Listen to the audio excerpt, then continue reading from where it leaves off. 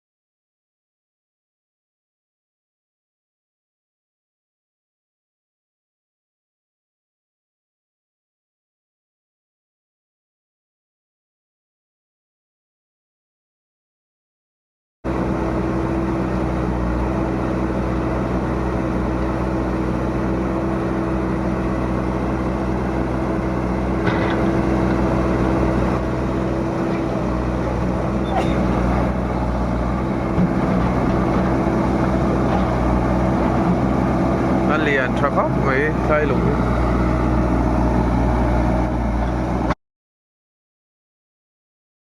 đây mình đang em bỏ xiết lâu đi với nạ hiền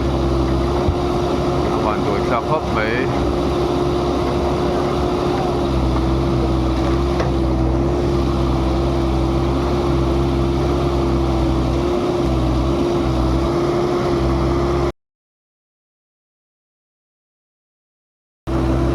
ขับเด้นี่mangan thak khop mai riana JCB han thei to pin alung lian zo de han hai veng phot sela chumin wa chuan ti dan kong te pom te lung hi lian hlom le ben mai se do kan tiat tiat in tiat tiat hi ni mai a boi thak khop mai ta chi ko la so mai lau lau lai kan ken ron chima helai JCB na hai na chak deu nuai vela hian ruang pahnih om nia ngai ania ai lung hlir mai nia JCB hian mihring tan pe chon hai ngai na om lo reng renga hai chiam ina kilai chaklam ki aron lung thaliang ti lo om boxia amangan thak khop mai riana JCB hian thei to pin alung lian zo de han hai veng phot sela chumin wa chuan ti dan kong te pom te lung hi lian hlom le ben mai se do kan tiat tiat in tiat tiat hi ni mai a boi thak khop mai